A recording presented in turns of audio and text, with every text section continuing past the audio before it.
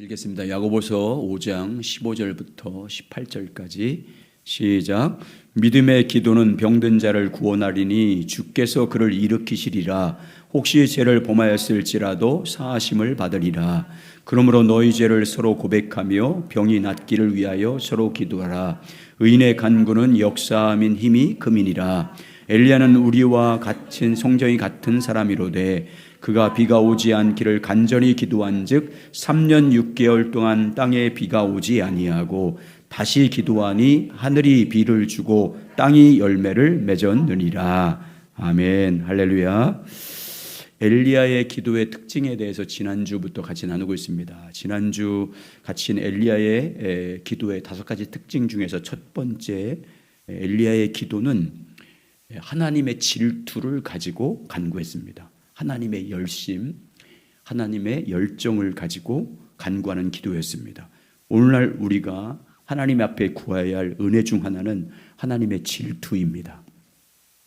하나님의 질투가 우리 가운데 부어달라고 간구해야 될 줄 믿습니다.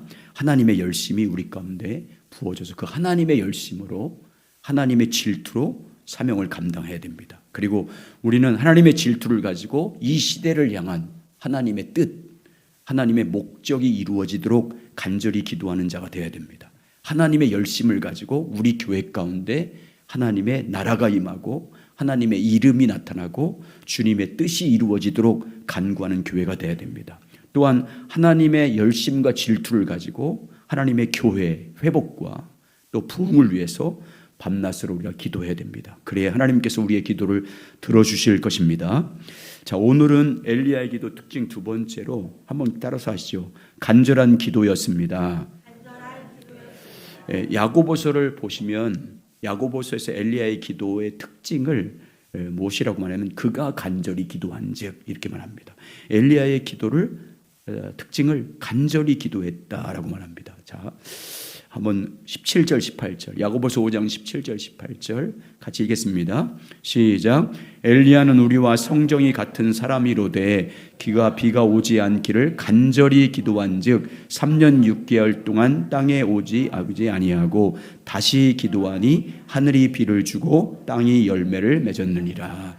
간절히 기도한즉 6개월 동안 땅에 비가 오지 아니고 다시 기도한즉 그 말은 다시 간절히 기도한즉 하늘이 비를 주고 땅에 열매를 맺었느니라. 선지자적 기도의 핵심은요, 하나님의 주도권입니다. 하나님이 주도권을 잡으시고 앞서 인도하는 겁니다. 선지자들은 하나님께서 행하시는 것을 보고 기도했습니다. 하나님이 행하시는 뜻을 보고 그 뜻이 이루어지기를 간구했습니다. 하나님께서 행하신 일을 보여주거나 아니면 말씀을 하시면 그 말씀에 의거해서 그것이 이루어지기를 간구했습니다. 그냥 자기 소원이나 필요를 가지고 열심히 기도한 게 아닙니다. 자기 열심과 생각을 따라서 간구한 게 아니고 오직 하나님께서 말씀하신 뜻이 이스라엘 가운데 이루어지기를 간구했습니다. 그래서 선지자적 기도입니다. 그래서 하나님의 뜻이 무엇인지를 알고 그 뜻이 이루어지기를 기도했기 때문에 선지자적 기도입니다. 하나님의 동역자의 삶입니다. 그래서 성경은 특히 사도 바울을 통해서 에베소나 유다서 같은 거 보면 우리가 기도할 때 어떻게 기도하라고 그래요? 성령으로 기도하라고 그래요. 성령으로. 그 말은 뭐예요? 성령이 가르쳐주는 하나님의 뜻을 알고 그 진리가 이루어지도록 기도해야 된다는 거예요. 성령으로 기도하라 그 말은. 엘리야도 보시면 엘리야의 기도도 하나님께서 주도권을 잡으시고 앞서가십니다. 하나님께서 비를 내리실 계획을 가지고 계셨습니다. 하나님께서는 그 계획을 엘리야에게 먼저 알려줍니다. 자, 열왕기상 18장 1절 같이 있습니다. 시작. 많은 날이 지나고 제3년에 여호와의 말씀이 엘리야에게 임하여 이르시되 너는 가서 아합에게 보이라. 내가 비를 지면에 내리리라. 자, 이렇게 하나님이 계획하셨잖아요. 비를 내릴 걸 계획했어요. 그리고 하나님께서 더 나아가서 엘리야에게 큰 빗소리를 듣게 합니다. 18장 41절 시작. 엘리야가 아합에게 이르되 올라가서 먹고 마셔서 큰 빗소리가 있나이다. 큰 빗소리를 하나님의 성령을 통해서 하나님의 영을 통해서 큰 비가 오는 소리를 들은 거예요. 실제로 온 게 아니라 비의 소리를 하나님도 들은 거예요. 하나님이 비 내릴 계획을 알았을 뿐만 아니라 비가 오는 사리까지 하나님이 들려주었습니다. 엘리야에게 큰 빗소리가 있나이다. 그 큰 빗소리를 들은 거예요. 엘리야의 기도를 통해서, 선지자 엘리야의 기도를 통해서 기도자들인 우리들에게 가르쳐주는 영적인 진리가 뭐냐면, 먼저 주도권을 잡고 계신 하나님의 뜻과 계획이 무엇인지를 알아야 된다는 거예요. 오늘 우리는 성경이 있으니까 성경을 통해서 성령을 이미 인도하는 하나님의 계획하신 일이 뭔지, 하나님이 뜻하신 일이 무엇인지를 먼저 봐야 됩니다. 다른 말로 하면 주의 음성을 먼저 들어야 되는 거잖아요. 먼저 하나님의 의중이 무엇인지 엘리야처럼 하나님의 빗소리를 먼저 들어야 됩니다. 그러니까 하나님과 친밀한 교제가 신앙의 본질이에요. 그래야 들을 거 알 거 아니에요. 성경을 묵상하면서 기도하면서 찬양하면서 정말 성령의 가르침을 따라 성경을 통해서 하나님의 뜻이 뭔지를 알기를 간구하면서 주님과 교제하는 게 생명이에요. 신앙의 본질이에요. 그래야 주님의 뜻이 뭔지 알고 그 뜻이 이루어지기를 붙잡고 기도하는 선지자적 기도자가 될 거 아닙니까? 그리고 빗소리를 들었으면 이제 어떻게 해야 됩니까? 하나님의 의중과 계획이 무엇인지 알았으면 어떻게 해야 돼요? 음성을 들었으면 어떻게 해야 됩니까? 들었으면 이제 그 주님의 계획과 뜻을 깨달은 것이 실제로 이루어질 때까지 기도하는 거예요. 많은 사람들이 그냥 주의 음성을 듣고 주의 뜻이 무엇인지를 알기만 하고 더 이상 그것이 실현될 때까지 기도하지 않아서 실제로 이루어지는 것을 경험하지 못합니다. 오늘 엘리야 보시면 하나님의 계획이 무엇인지 알았어요. 하나님께서 큰 비를 내려주시는 것이 하나님의 계획인 걸 알았어요. 그런데 여러분, 엘리야가 그 다음에 어떻게 합니까? 큰 빗소리까지 들었잖아요. 음성도 들었어요. 하나님의 계획도 알았어요. 비가 줄 거라는 걸 알았어요. 그런데 어떻게 합니까? 빗소리가 들었을 때 어떻게 하냐면 갈멜산 꼭대기로 올라가요. 그리고 거기서 큰 비가 실제로 올 때까지, 어떻게 올 때까지? 실제로 올 때까지 간절히 기도해요. 엘리야는 되게 이렇게 해요. 많은 사람들이 이렇게 큰 비 들었을 때 이제 비 오겠지 뭐 하고 집에 들어가. 이제 문제 다 해결됐네, 주님 말씀했으니까 되겠지 하고 그냥 집으로 돌아간다고요. 네, 엘리야는 그렇게 가지 않았어요. 하나님의 빗소리를 듣고 나서 그때부터 간절히 기도했어요. 하나님께서 큰 빗소리를 내리는 그 비를 볼 때까지 하나님 앞에 엎드려 기도합니다. 실제로 이루어질 때까지, 실제로 큰 비가 올 때까지 기도해요. 42절 45절, 이 사무엘상 18장 40, 45절. 자, 이때 시작. 아합이 먹고 마시러 올라가니라. 엘리야가 갈멜산 꼭대기로 올라가서 땅에 꿇어 엎드려 그 얼굴을 무릎 사이에 놓고 그 사환에게 이르되 올라가 바다 쪽을 바라보라. 그가 올라가 바라보고 말하되 아무것도 없나이다. 이르되 7번까지 다시 가라. 7번째 이르러서는 그가 말하되 바다에서 사람의 손만한 작은 구름이 일어나나이다. 이르되 우리가 아합에게로 말하기를 비가 막히지 않도록 마차를 갖추어 내려가소서 하라 하니라. 조금 후에 구름과 바람이 일어나서 하늘이 캄캄해지며 큰 비가 내리는지라. 아합이 마차를 타고 이스라엘로 가니. 아멘. 엘리야의 기도하는 모습을 어떻게 표현하면, 하나님의 음성을 듣고 큰 빗소리를 듣고 말씀을 듣고 나서 비가 주신다고 주님이 약속했으니까 오시겠지 하고, 그리고 나서 기도할 때 어떻게 기도했냐면, 그때부터 엘리야가 무릎을 꿇고 엎드려 하나님의 그의 얼굴을 무릎 사이에 놓고 기도했다. 말씀드렸잖아요. 팔레스타인 여인들이 당시에 아이 낳을 때 자세라고요. 그러니까 해산의 수고를 하면서 기도한 거예요. 주님의 음성을 듣고 그 뜻이 이루어지길 간절히 기도한 거예요. 7번 기도했다. 그 말은 7은 완전수잖아요. 그만큼 간절하게 기도한 거예요. 그리고 엘리야가 손만한 구름이 떠오를 때까지, 실제로 떠오를 때까지, 다시 말하면 하나님의 약속이 실제로 이루어질 때까지 간절히 기도했어요. 엘리야의 기도는 간절하고 집중적이고 끈질긴 기도였어요. 네? 엘리야뿐만 아니라 모든 믿음의 사람들의 기도의 특징은 간절하고 그리고 집중적이고 끈질기게 기도했어요. 약속을 붙잡고. 엘리야뿐만 아니라 모든 믿음의 사람들은 아주 절박하게 기도했어요. 모세도 보면 하나님께서 영광이 임할 때까지 기도하잖아요. 임할 때까지, 부흥이 실제로 이루어질 때까지, 하나님의 약속이 실제로 성취될 때까지 간절하게 집중적으로 하나님께 부르짖어 기도했습니다. 간절한 기도는 하나님의 뜻을 향한 열정을 가지고 기도하는 게 간절한 기도예요. 내 필요를 간절하게 기도하는 그런 게 아니라 성경적 간절한 기도는 하나님의 뜻이 이루어지기를 갈망하는 열정으로 간구하는 기도가 간절한 기도예요. 하나님의 나라가 임하고, 예수님 주기도문 3가지 있잖아요. 3가지.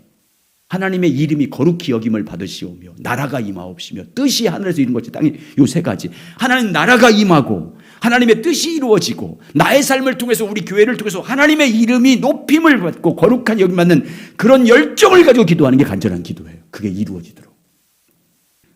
간절한 기도는 그냥 외적인 모양, 통성으로 기도한 기도만을 말하는 게 아니에요. 간절한 기도는 외적인 모양이 아니라 그 기도의 형태는 통성으로 기도하든지 조용히 묵상하면서 기도하든지 하나님의 뜻이 이루어지기를 갈망하는 기도가 간절한 기도예요. 하나님의 뜻이 무엇인지를 깨닫고 하나님의 비전과 그분의 마음이 무엇인지를 마음에 품고, 그리고 그 뜻하신 일에 나도 믿음으로 동참하면서 그 뜻이 이루어지기를 간절히 갈망하면서 지속적으로 끈질기게 간구하는 기도가 무슨 기도라고요?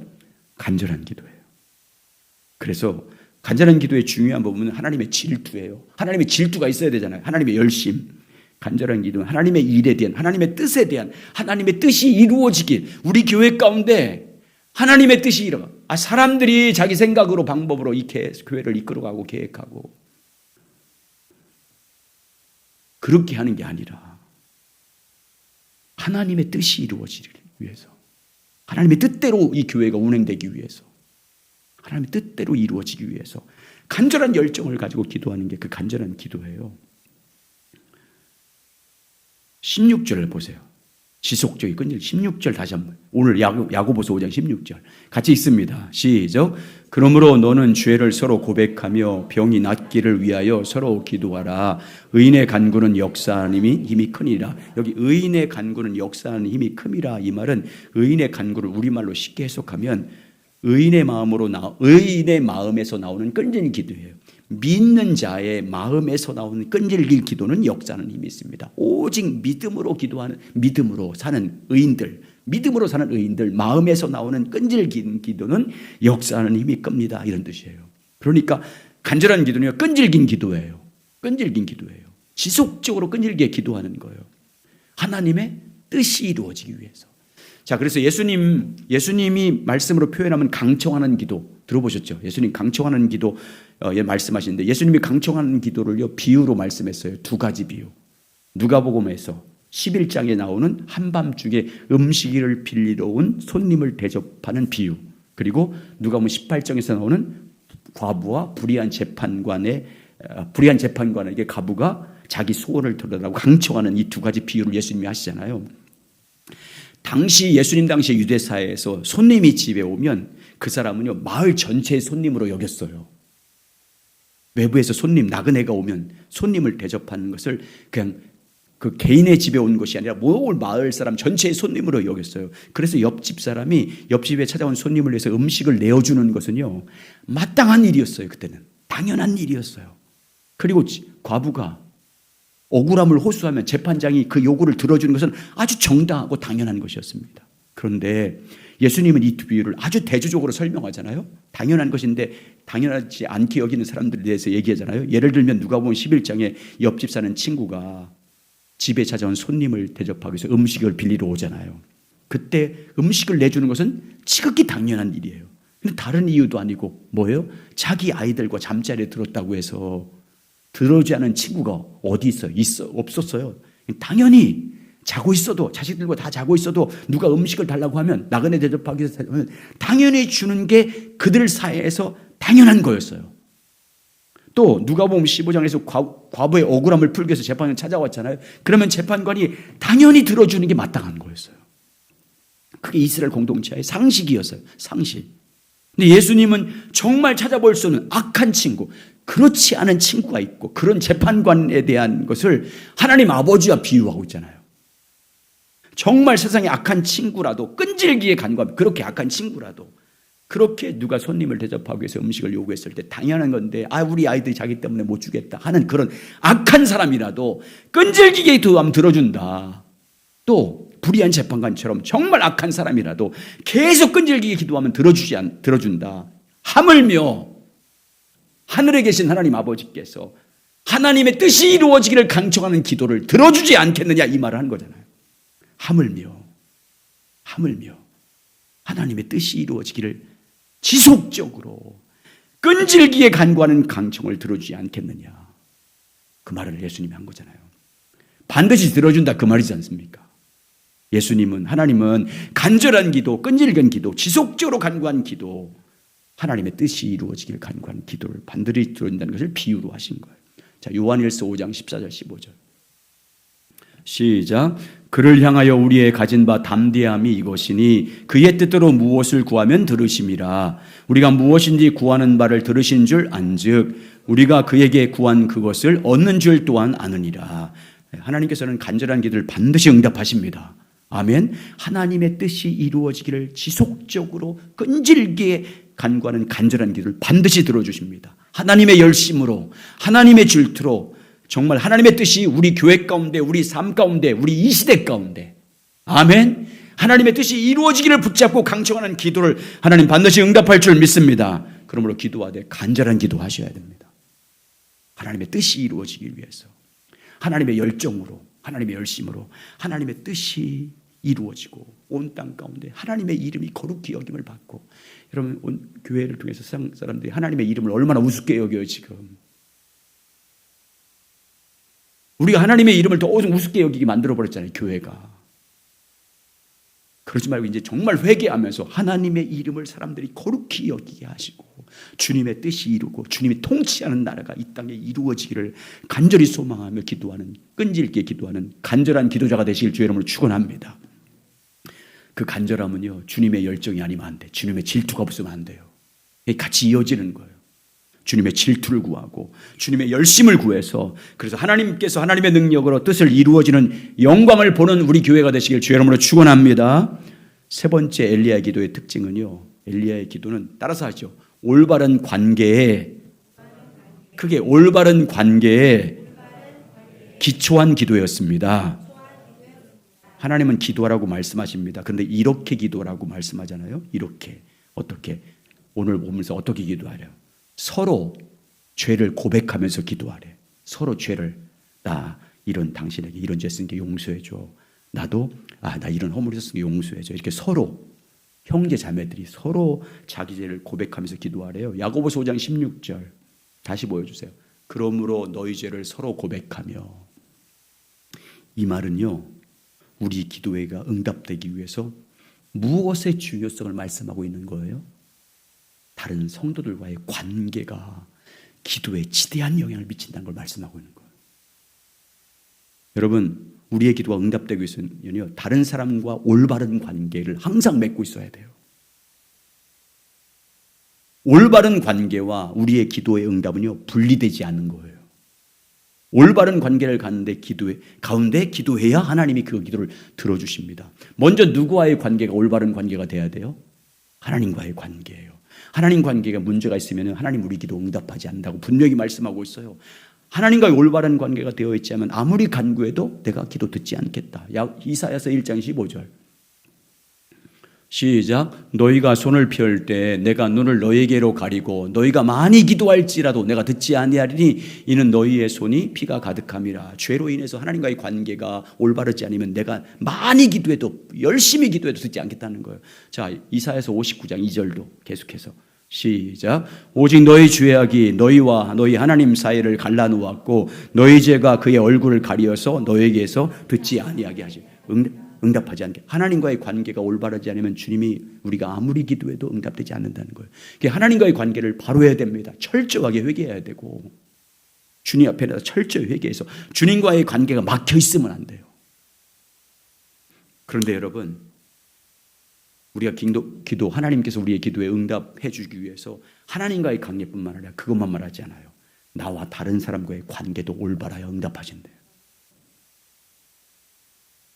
사실 여러분, 하나님과의 관계와 나와 다른 사람의 관계는요, 서로 분리되지 않아요. 이게 연결돼 있어요. 하나님과의 관계는 나와 다른 사람의 관계를 밀접하게 연결돼 있어요. 한 몸이에요. 자, 예수님께서 제자들에게 기도를 가르쳐달라고 제자들이 왔을 때 기도를 가르쳐요. 그게 뭐예요? 이렇게 기도하라고 가르치는 기도가 뭐예요? 무슨 기도예요? 주 기도문이요. 주님이 가르쳐준 기도잖아요. 자, 그게 마태복음 9장부터 13절까지, 마태복음 6장 9절부터 13절까지 기도는 이렇게 해야 된다는 걸 가르쳐줘요. 그 다음에 주기도문을 가르쳤는데 그 다음에 바로 무슨 얘기한 줄 아세요? 보여주세요. 14절 15절. 너희가 사람의 잘못을 용서하면 너희 하늘 아버지께서도 너희 잘못을 용서하시리라. 15절. 너희가 사람의 잘못을 용서하지 아니하면 너희 아버지께서도 너희 잘못을 용서하지 아니하리라. 관계예요. 기도를 갖춘 다음에 다른 사람의 관계에 대해서 말하고 있는 거예요. 지금 우리가 기도 응답과 다른 사람과의 관계는요, 아주 이렇게 밀접한 관계가 있어요. 우리 하나님께서 우리 기도를 응답 우리가 받으려면 반드시 나와 다른 사람과의 관계가 올바로 돼 있어야 돼요. 특히 다른 사람 관계 중에서 누구와의 관계가 가장 올바라야 될까요? 대답해 보세요. 말해 보세요. 틀려도 괜찮으니까. 가장 가까운 누구예요? 부부예요. 주님은 성경에서 아내를 사랑하지, 물론 이제 거기 남편 중심으로 말씀하는 것인데 베드로를 통해서 아내를 사랑하지 않으면 기도가 막힐 거다 이렇게 얘기했어요. 기도가 막힐 거다. 베드로전서 3장 7절.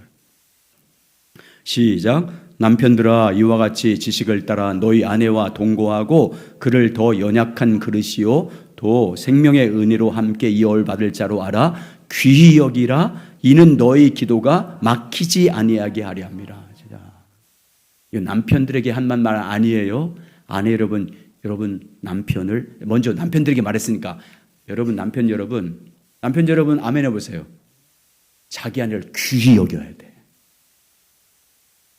네, 저 뒤에서 얘기하고 있어요. 지금. 귀히 여겨야 돼. 아내 여러분 아멘 해보세요. 자기 남편을 정말 존중해야 돼요.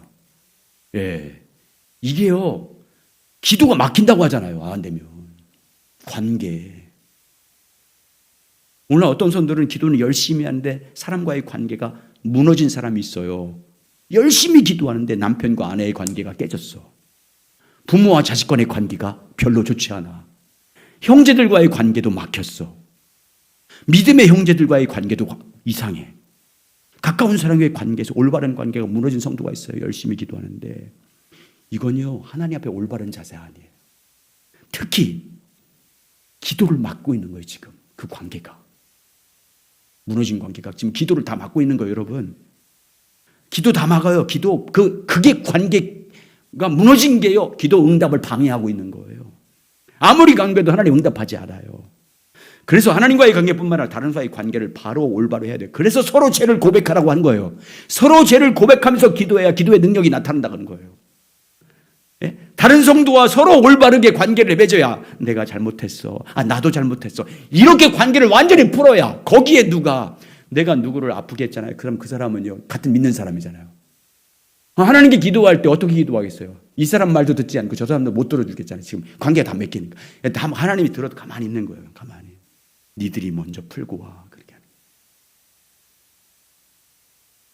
그래야 응답이 돼요. 자, 그래서 여러분 마태복음 5장 보세요. 23절. 하나님 앞에 기도할 때, 예물을 드릴 때, 예배 드릴 때 뭐부터 해라요? 시작. 그러므로 예물을 제단을 드리다가 거기서 내 형제에게 원망 들을 만한 일이 있는 것이 생각나거든 예물을 제단 앞에 두고 먼저 가서 형제와 화목하고 그 위에 와서 예물을 드리라. 너를 고발하는 자와 함께 길에 있을 때 급히 사화하라. 그 고발하는 자가 너의 재판관이 내어주고 재판관이 옥리에 내어주어 옥을 가둘까 염려하라. 진실로 내게 이르노니 내가 한 푼이라도 남김이 없이 다 갚기 전에는 결코 거기서 나오지 못하리라. 그 막힌 담에서 그 갇혀있는 그 틀에서 절대 나오지 못하고 기도가 막힌다는 거예요. 여러분 정말 관계를 먼저 풀어야 돼요. 관계를 푸셔야 돼. 그래야 기도 응답이 돼요. 그래서 주님과 깊은 관계, 주님과의 관계에서 마음이 부드러운 사람이 손해보게 돼 있어. 마음이 부드럽고 주님 앞에 민감한 사람들이 먼저 사과를 해야 돼. 왜? 자기 기도가 막힌 걸 알기 때문에. 그래서 무슨 일이 있어도 사과는 항상 제가 먼저 해요. 우리 아내와 관계에 있으면. 물론 제가 다 잘못해. 거의 다. 그 자식들 관계도 내가 풀어. 내가 미안하다고 하면서 또 그럼 서로 다 울어. 기도 막힐까 봐 사는 거예요. 근데 한때는 억울해. 내가 너를 그러다가 또 풀어야 돼. 내가 풀어야 돼. 기도가 안 돼서 안 돼. 먼저 푸셔야 돼. 엘리야의 기도는요, 서로 죄를 고백하면서 기도하려고 하잖아요. 서로 죄를 고백하면서. 여러분, 하나님에 대한 깊은 기도의 삶은요, 또 정말 주님과 친밀히 교제하는 그 진정한 기도는요, 다른 사람과의 관계를 좋게 만들게 되어 있어요. 기도를 올바르게 하면. 하나님과 친밀한 교제의 삶은요, 다른 사람과의 관계를 친밀하게 회복시켜 주거든요. 왜? 기도는 하나님과 대화인데, 하나님과 친밀한 사랑의 교제를 하고 있는데 그 은혜가 흘러 들어오고 그 사랑이 흘러 들어오면 다른 사람과의 관계가 그 은혜가 있는 사람이 풀게 돼 있거든요. 근데 안 풀고 있다. 그 사람 강팍한 거야, 아주. 기도가 잘못된 거예요. 기도가 지금 잘못되어 있는 거예요. 그러니까 은혜를 먼저 자기가 서로 죄를 고백하는 기도를 못하는 거예요. 우리 기도를 통해서 하나님의 사랑을 더 깊이 경험해야 됩니다. 주님과의 친밀한 교제를 통해서 개인적으로 주님을 더 깊이 경험해야 되고, 주님의 뜻이 뭔지 깨달아야 되고, 주님의 사랑이 우리 가운데 부어져야 됩니다. 그리고 주님과의 친밀한 교제는 우리로 하여금 다른 사람과의 관계를 사랑의 관계로 회복시키도록, 온전한 기도를 하게 되면 회복시키도록 우리를 이끌어 가십니다.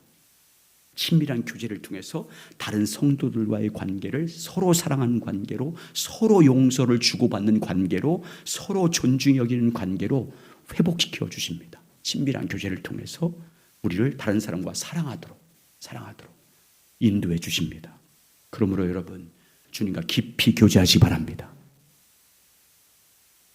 주님과 깊이 교제할 때 여러분 마음을 다 내려놓고, 주님이 뭘 감동시켜 주든지, 주님이 성령을 통해서 어떤 마음의 책망을 주든지, 어떤 마음의 부담감을 주든지 먼저 하세요.